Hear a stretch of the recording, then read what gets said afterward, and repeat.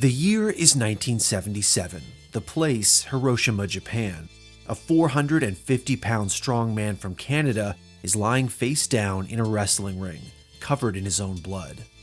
Standing above him is pro wrestling star, company owner, and egomaniac Antonio Inoki. But this wasn't supposed to be a fight. It was supposed to be a pro wrestling match, a work, fiction. So how did this happen? This is the story of one of the most infamous shoot incidents of all time, between two very different men who share the same name. This is the story of Antonio Inoki versus the Great Antonio. Whether you're new to Japanese pro wrestling or you're a veteran fan, if this kind of stuff is up your alley, consider subscribing to the channel or even supporting it on Patreon. Shout out to my supporters. You guys are awesome. Now, before we go over the match itself, it is worth talking a little bit about the two participants.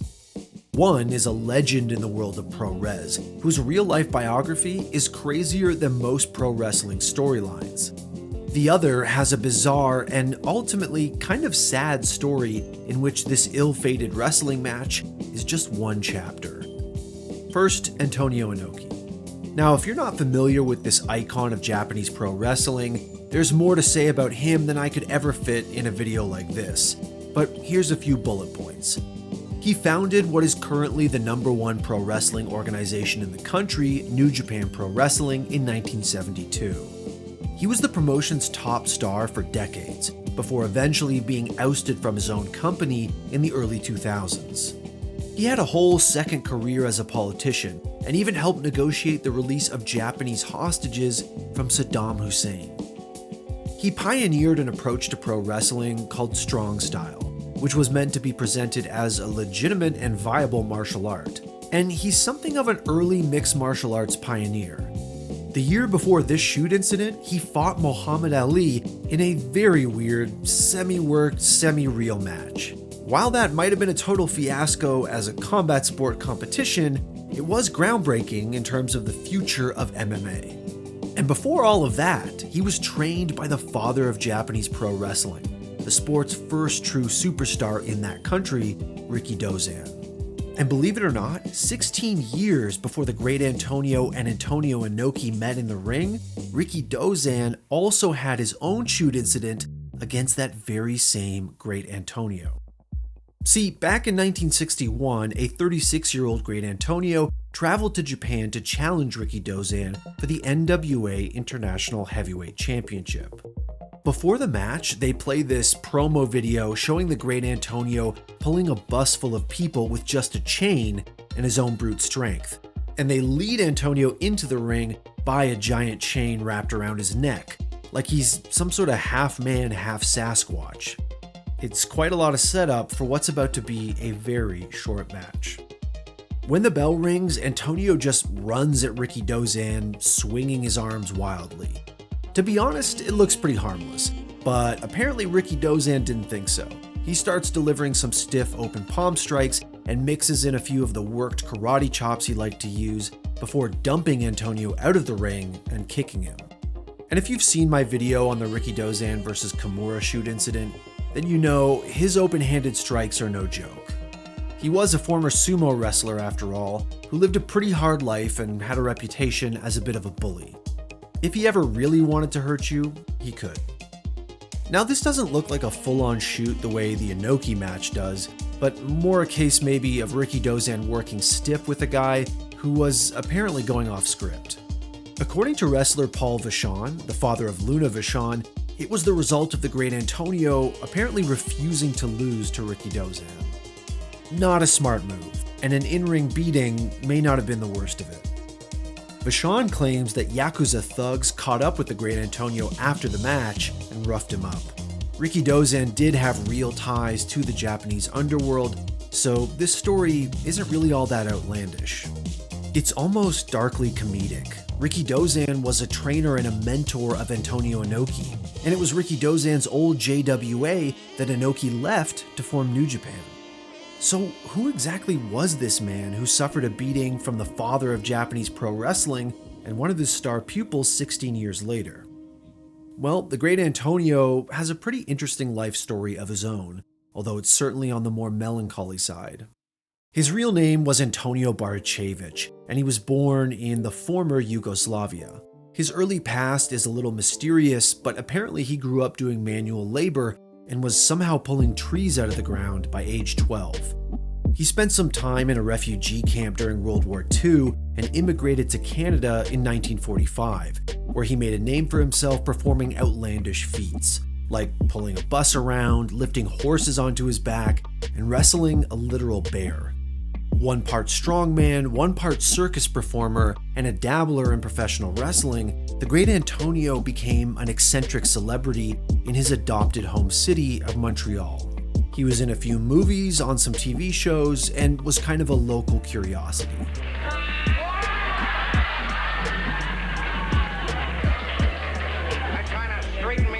Later in life, he could apparently be found hanging out at a Dunkin' Donuts, where he was forced to sit outside because he smelled so bad. He died destitute in 2003 at a grocery store while buying lottery tickets. But that's all a little depressing. Let's get to the match. The year is 1977, and the great Antonio is on tour with New Japan Pro Wrestling. He was 52 years old at this point, but was being built up as a total monster in the ring. He wrestled 18 matches leading up to the shoot incident, none of which he lost. Most of them were handicap matches, where he would take on 3 or even 5 opponents at the same time and be booked to win. He even beat Inoki the week before this happened in a disqualification finish. And going over Inoki in 1977, even if it was a DQ, is no small feat. And so with the great Antonio being built up as this unstoppable foreign monster, he and Antonio Inoki would meet again on December 8th for the second and final time. Things start off typically enough. The great Antonio looks like some kind of homeless giant with his unkempt beard, army boots, and dirty yellow pants. Inoki, of course, looks razor sharp. Trim figure, plain black trunks, wrestling boots, and that signature towel he'd wear around his neck. Inoki starts off with a completely unnecessary forward flip and roll across the ring as soon as the bell sounds, because it's Antonio Inoki. The great Antonio starts cartoonishly grabbing for Inoki with both hands and yelling, "Hey, hey, hey," something he does quite a lot of in the next 5 minutes. They do a test of strength spot where Inoki uses 2 arms and tries to overpower great Antonio, who's just using 1. The homeless giant easily outpowers the founder of Strong Style and just flings him aside. Then he gets Inoki in a headlock and just refuses to break the hold after the ref administers a 5 count. Now, this wouldn't be the best look for kayfabe or match logic or anything like that, but the referee just plays it perfectly by turning it into a comedy spot. And things just get sillier from there. Inoki steps around him and gets him in position for a German suplex, but nothing happens. The great Antonio breaks his grip in another big show of strength. Inoki hits him with a dropkick, clean, and again, nothing happens. The great Antonio just slaps his massive protruding stomach and sticks it out, daring Inoki to attack him. According to author David Shoemaker, the commentary team that night says, quote, "Nothing will work no matter where Inoki hits except Great Antonio's face. Great Antonio's gut looks loose and flat, but punching his body is just like punching a big piece of raw rubber wall." End quote. Inoki tries a little bit of grappling, grabbing the great Antonio's arm and applying some of that supposedly very dangerous strong style technique to take this massive man down. The great Antonio doesn't budge an inch and just grins from ear to ear at the crowd. Then he does a comedy spot where he bounces off the ropes and stops in the middle of the ring, throwing his hands up and looking at the crowd. And they certainly think it's funny, although Inoki himself doesn't look particularly pleased at how things are going. And he's the one to get Irish whipped into the ropes next. He uses the momentum to hit the Canadian giant with a running tackle and literally bounces off him like rubber. Inoki goes flying and the great Antonio clowns around for more laughs from the crowd. At this point, the match, which is the main event of the night in front of 9,000 people, has become a total comedy affair, and the great Antonio hasn't sold a single move. Every time Inoki throws out a kick or takes a grappling stance or really does anything, the great Antonio just mocks it. He isn't playing the part of the unstoppable, dangerous foreign monster. He's playing it all for laughs. Laughs that are coming at the expense of company founder, top star, and egomaniac Antonio Inoki. He had to know this wouldn't end well. Great Antonio eventually backs Inoki into the ropes, grabs him by the throat, and starts hammering his chest with a closed fist. They certainly look worked, but very ugly. Then he grabs Inoki's head and proceeds to potato him with these big clubbing fists to the upper back and neck. And these do look like they have some real force behind them. The wind-up is huge, and the sound is like two cuts of beef slapping together. On the fourth hammer strike to his neck, Inoki decides he's had enough.